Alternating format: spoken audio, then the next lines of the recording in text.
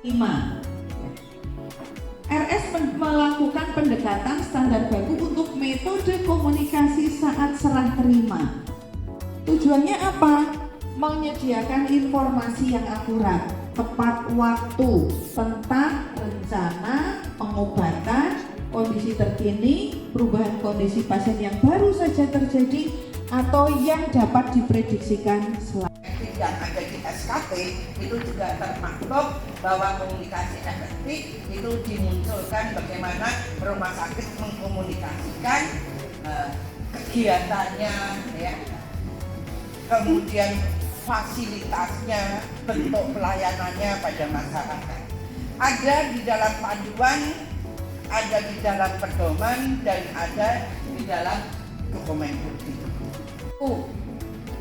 Panduan, pedoman, komunikasi efektif ada di dalamnya bagaimana komunikasi efektif antara rumah sakit dan masyarakat. Ya.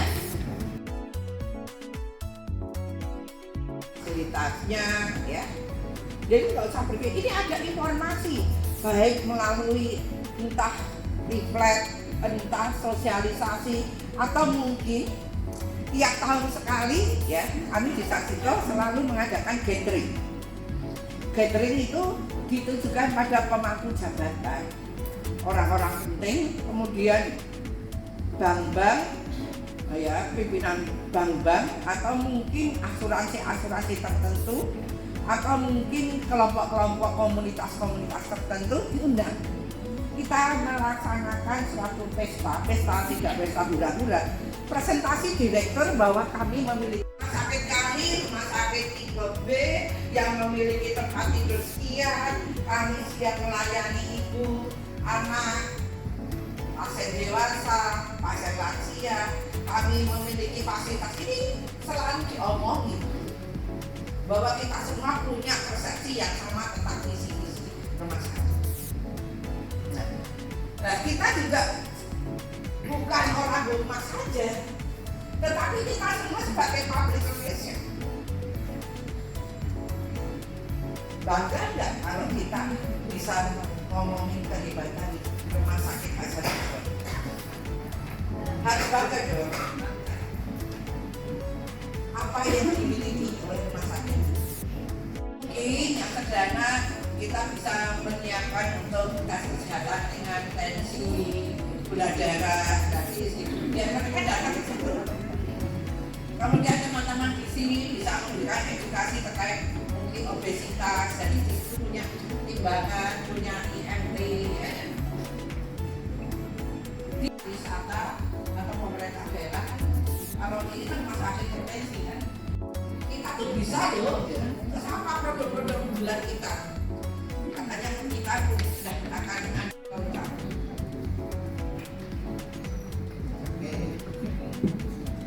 Kemudian bagaimana misalnya MCU di rumah sakit tentara, MCU segera 500, itu juga menjadi daya saing.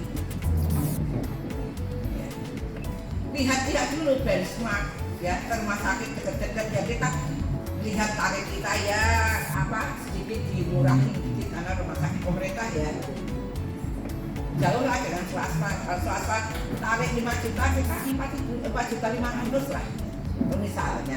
Nah, ini juga kita harus sampaikan bahwa produk kita apa, harganya berapa, kita harus promosi, mempromosikan. Kemudian bagaimana nanti harapannya prosesnya, aksesnya kalau menuju rumah sakit mendapatkan biar kemudahan. Jadi pasien mulai datang itu tidak bingung lagi. Oh, kalau saya MCU berarti makanya, ya, kita sama. Jangan kerja sendiri-sendiri, dunianya masing-masing, ya. Physical evidence, ya, semuanya apapun yang kita sampaikan itu juga berbeda, ya.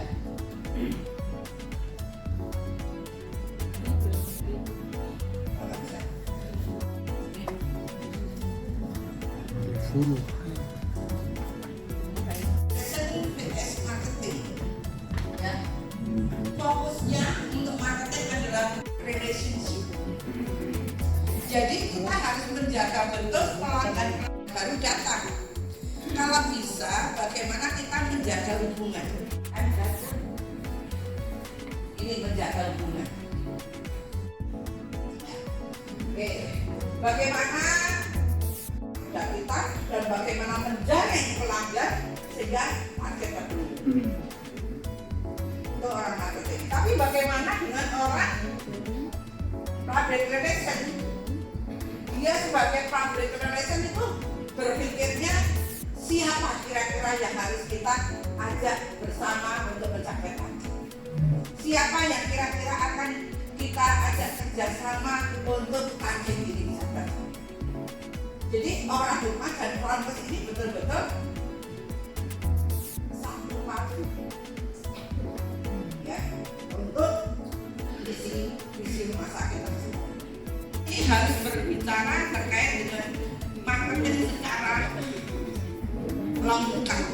Bagaimana dia mempromosikan, ya, dan bagaimana dia tidak hanya mempromosikan medianya apa, salurannya apa, tetapi dia paham betul apa yang akan disampaikan pada masyarakat dengan cara bagaimana.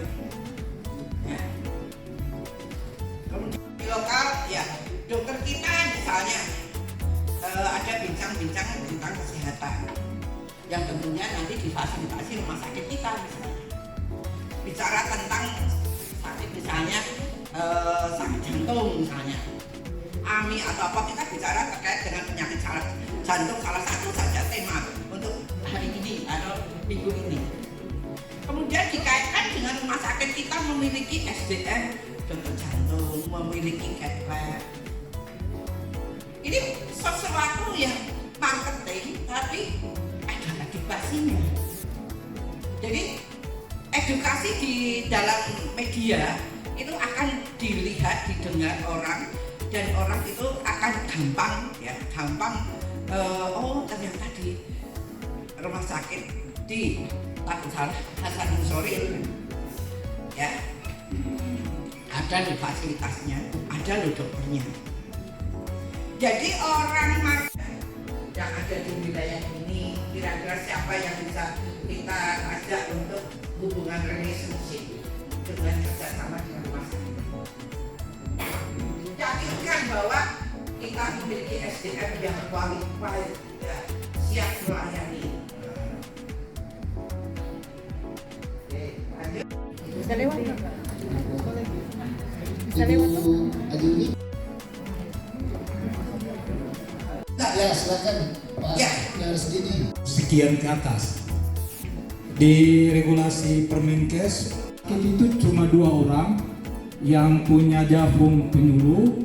Jadi misalnya apa bisa kami minta ke manajemen untuk tambah tentang loyal. Karena kalau pasien nggak, jadi gini mindsetnya kita perbaiki. Jadi kita happy, wah dapat calon pelanggan setia kita.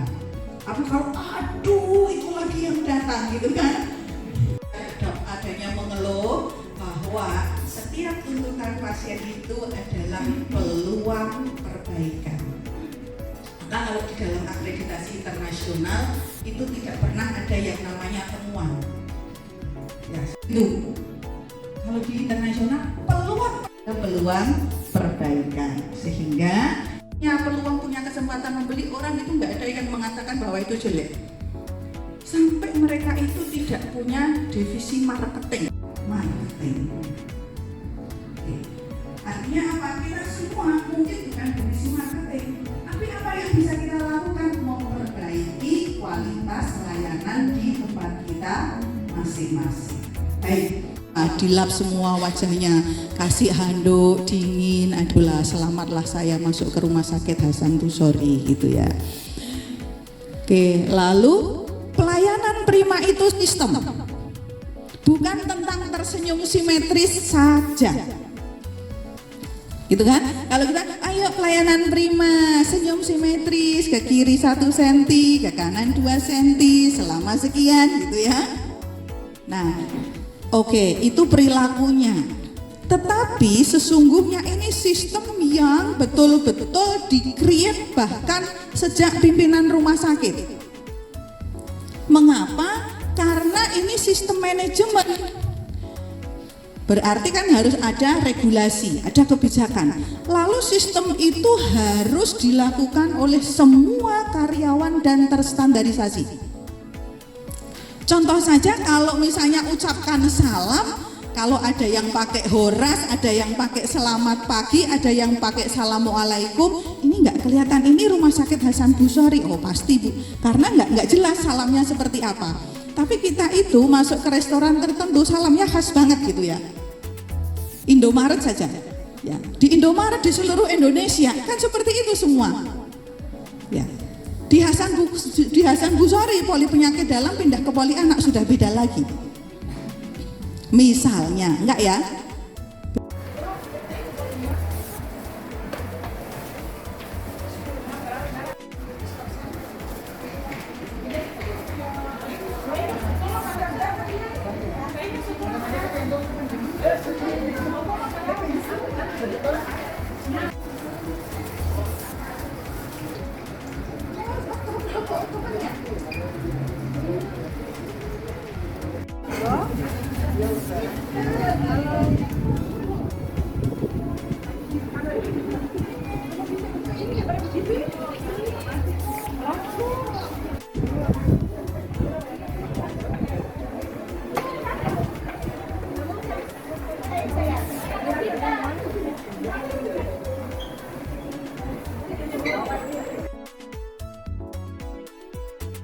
Lebih murah, jangan lebih mahal.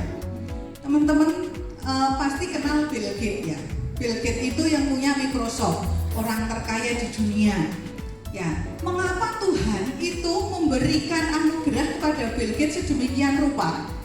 Karena ketika dia memimpin industri, semboyannya itu dua. Buatlah produk Anda produk yang terbaik, dan buatlah produk Anda produk yang termurah. Luar biasa kan? Kalau kita mikir bisnis selalu, wah kalau bisa dijual mahal untungnya besar kan gitu. Kalau begitu kualitasnya dikurangi supaya untungnya besar. Enggak, saya kagum, oh ya pantas saja bahwa Tuhan. Sehingga apa maksudnya gini, uang di depan mata sampai 1 bulan ke depan itu sudah kelihatan. Bukan kita lalu tiba-tiba hari ini pasiennya berapa. Bahkan 1 bulan yang akan datang itu kita sudah tahu pasien besok 1 bulan yang akan datang yang sudah mendaftar di hari ini berapa. Itu adalah hal-hal yang terbarukan. Atau petugas pendaftaran juga begitu. Ada pasien yang datang itu yang berdiri cuma dagunya begini. Ya Bu, ada apa? Standarnya cuma satu, setiap ada pelanggan berdiri. Bisa ada pelanggan berdiri. Mudah sekali. Ya. Dan itu membuat kita nggak osteoporosis. Ya karena sakit banyak duduk, nggak pernah gerak kan bisa saja nanti penyakitnya osteoporosis ketika tua. Jadi itu menguntungkan kedua belah pihak kan, berdiri itu menguntungkan menghormati pasien dan menyehatkan diri kita.